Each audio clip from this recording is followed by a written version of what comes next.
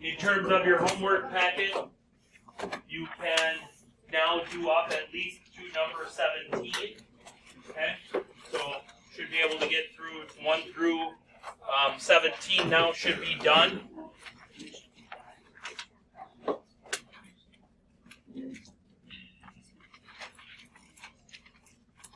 One of the things that I noticed on the last chapter or the last test is I could tell who did homework as we were going along, and I could tell who did homework the night before. Okay? On this stuff, you can't just do it the night before and expect to become a master. Okay? There's nuances, there's subtle things that you need to do those and ask questions as we're going along so that you know where you're making mistakes so that you don't make catastrophic mistakes on a test. Okay? Reminder that tomorrow your Pi Day extra credit will be due. One got turned in today because somebody's going to be gone.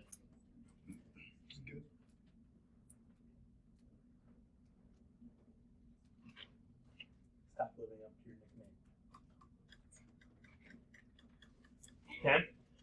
So if you want to come on up and have a piece of pie, there are boats and spoons and napkins up here. It's right there. So, okay. But tomorrow is the day for pie. A couple people have asked if we have access to a refrigerator, and yes, we do. We can refrigerate until you have class. So, okay.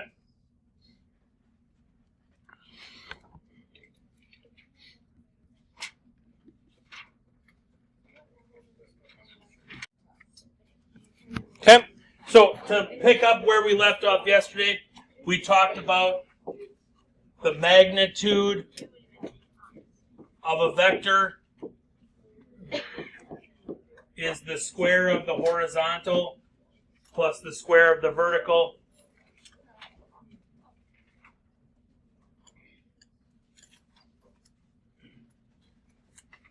So again, the magnitude of a vector is the square of the horizontal plus the square of the vertical. And then we add those two together, take the square root of that. That gives us the length of our vector. We use reference angles to find the direction angle of our vector. And we're using the inverse tangent, and we're going to do y divided by x, much like we did first semester when we were finding angles. And we are always dropping the negative sign there. Okay?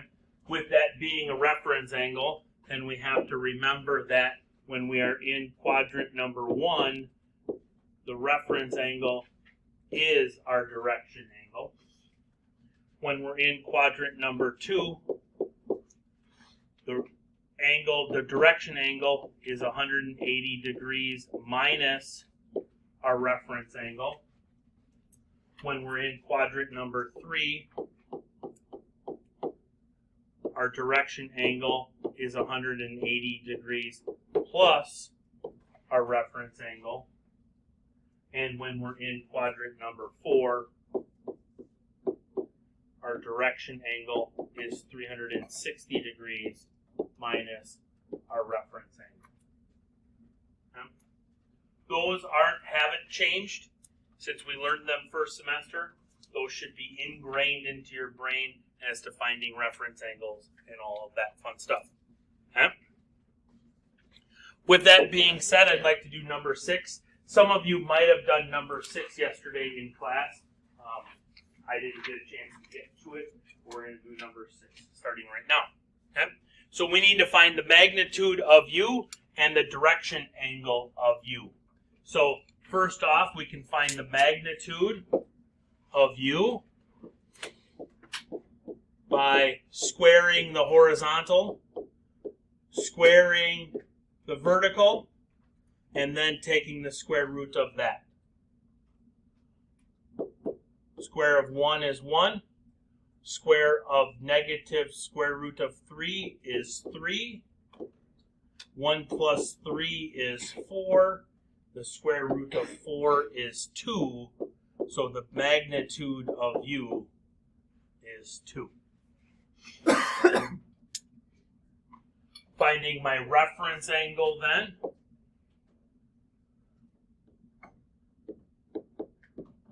Inverse tangent of the square root of 3 over 1. I drop the negative sign on the square root of 3. Inverse tangent of the square root of 3 is 60 degrees. Because this vector is in quadrant number 4, then my actual direction angle is 360 degrees minus my reference angle.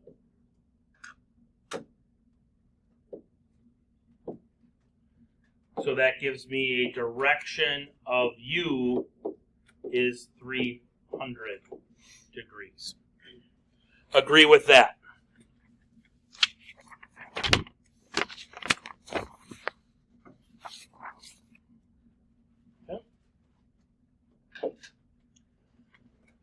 Now, we can also find the component form of u and v from that magnitude and from that direction angle. Okay? So if I have a vector v that is at 135 degrees, that means vector v is going to be going out in that direction. Where this here is 135 degrees. I know that this vector's length is 6. I need to find the coordinates of that head so that can give me the horizontal component and the vertical component. Well, what can we do? We can make ourselves a right triangle. I'm going to call this side x because it's my horizontal component. I'm going to call that side y because it's my vertical component. And knowing what I know about triangles and angles, that's going to be my reference angle. And my reference angle shares the properties of my actual angle, just without the negatives. Okay? So to compensate for that, we can say here then that vector v in general is going to be, if I do some right triangle trig on this, I'll do the x part first. The cosine of my reference angle would be x over 6, which means that the horizontal part would be 6 times the cosine of my reference angle. Well, to bring in the whole negative part and not having to make sure we add negatives and all that stuff, we can say, well, this is the magnitude and this is the direction. So let's say that vector v is the magnitude of v times the cosine of the direction angle. Then I don't have to worry about the negatives. The negatives get brought into it automatically. If I spin that around on the other side, then that would still be the magnitude of v, but now times the sine of the direction angle.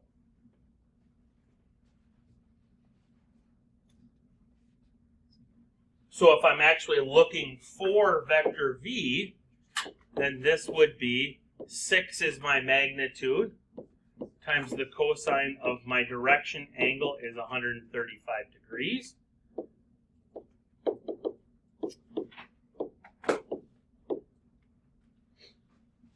So why would you use 135 there? Because then I don't have to worry about adding negatives afterwards. Well, what if it was in quadrant 3 or 4? Same thing.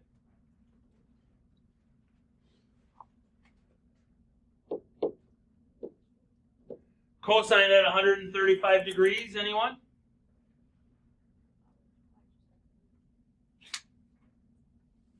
Cosine at 135 degrees, anyone? Don't like it. Cosine at 135 degrees, anyone? Negative root 2 over 2.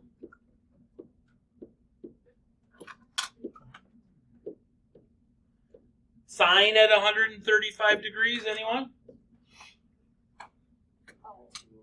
Root 2 over 2.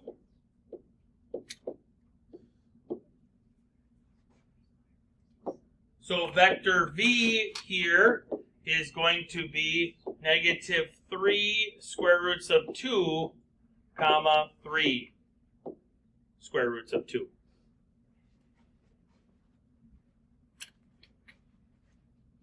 Exact, always better than rounded, whenever possible. Later on today, we're going to have to round. We're just going to have to because our angles aren't going to be nice and pretty. But if you've got a unit circle angle, keep it exact. Today? Yeah. What does it say?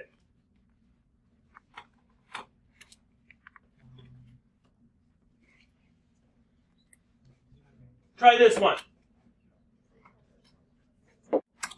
Agree. Magnitude of 5, direction angle of 233.130 degrees. Yeah?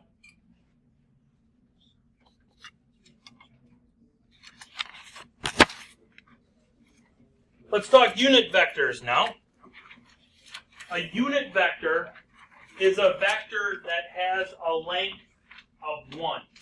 Okay? Meaning we can fit the unit vector on the unit circle. Okay? So a unit vector is a radius of the unit circle. Okay? There are two special unit vectors that go along with that, and they are vector I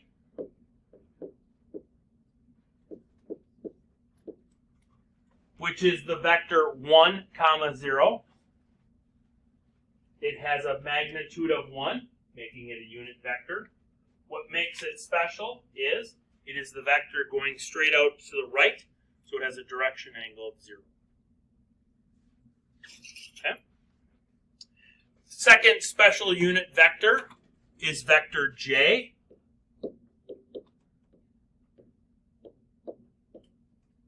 It's a vector going straight up, so it has a component form of 0, 1.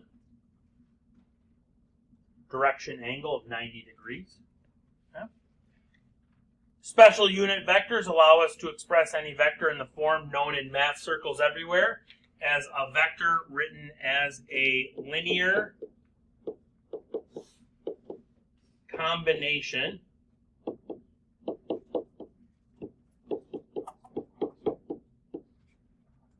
of I and J.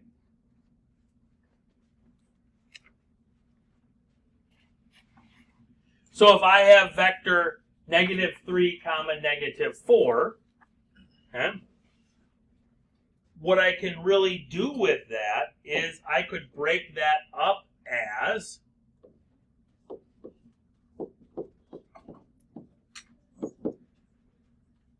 -3 times that vector minus 4 times that vector. If I were to do this math from yesterday, this would become the vector -3, 0. Oops, I put plus. That's right, I put plus. The vector 0, -4 And if I add those two vectors together, add the horizontal components, -3 plus 0, and the vertical components, 0 plus -4, which gives me the vector -3, -4.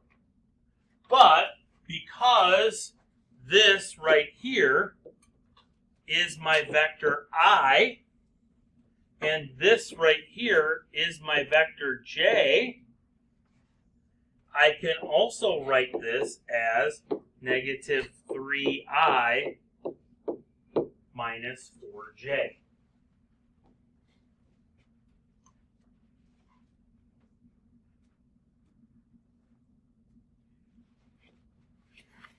I can tell in your faces you're wondering, why, Linz?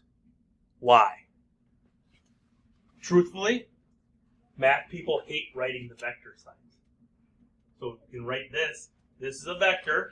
We don't have to write the funky signs. We don't have to worry about parentheses, brackets, anything like that. We write it, same means the same thing.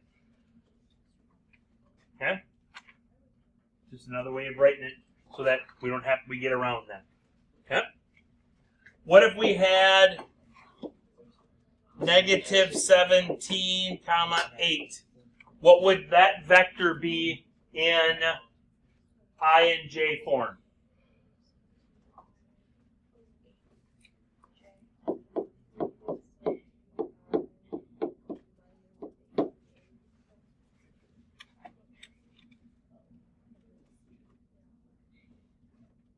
Allergies.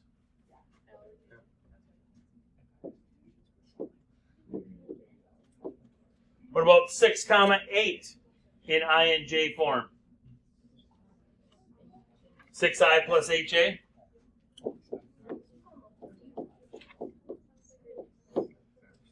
Okay.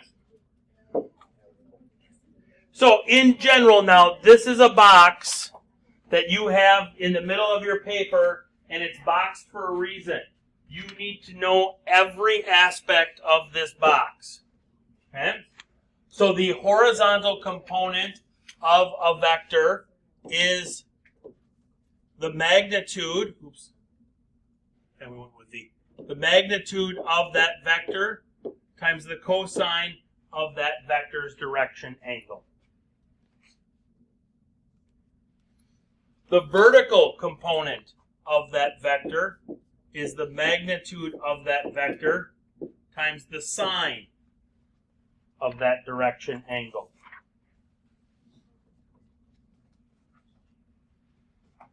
The magnitude is the square root of the quantity, the horizontal component squared, plus the vertical component squared.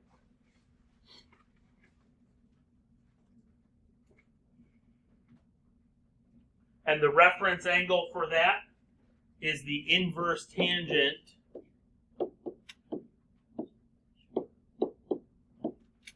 of y divided by x. Kicker is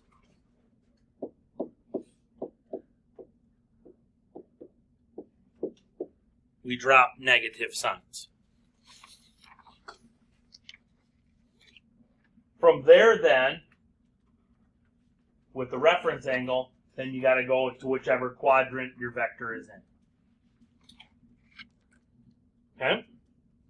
You need to know that to make your life easier these next 3 weeks. Okay? So, let's go here to number 9.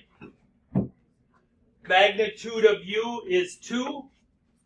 Direction angle of u is 30 degrees. Magnitude of v is 3. Direction angle of v is 90 degrees. Okay? We need to find u plus v in component form. Well, if that's the case, we should probably find what vector u is first. Vector u is going to be the magnitude of u, which is 2, times the cosine of 30 degrees. Magnitude of u times the sine of 30 degrees. What is the cosine at 30 degrees? Square root of 3 over 2 times 2.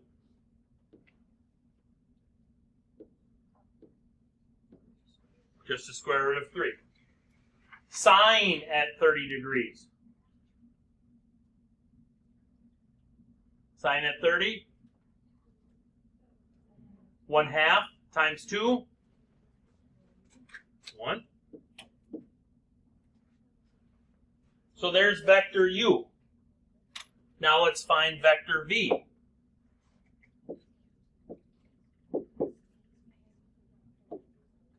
Magnitude of v is 3. Direction is 90. Magnitude is 3. Direction is 90. Cosine at 90. 0 times 3. Sine at 90 times 3.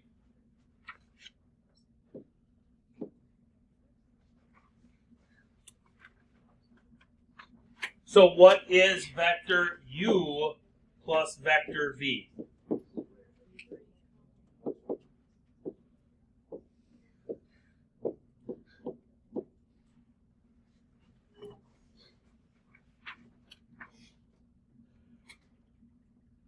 You now find the magnitude of that vector u plus v and the direction angle of u plus v.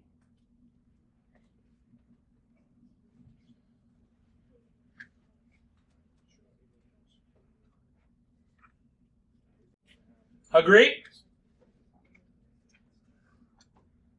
Magnitude is the square root of 19. Direction angle is 66.587 degrees. Questions, comments, concerns, clarifications?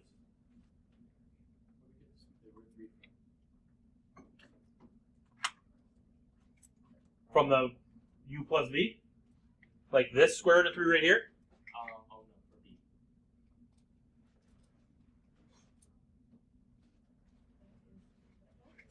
Because the magnitude is the square of the horizontal plus the square of the vertical. So the square root of 3 squared is 3. 4 squared is 16. 3 plus 16 is 19. Okay?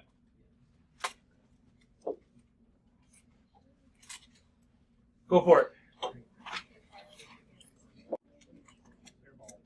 That's what I got.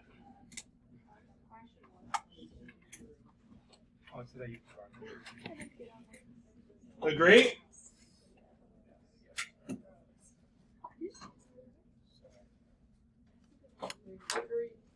Okay. You do not need your formula or identity sheets for the formative, but you will need a calculator.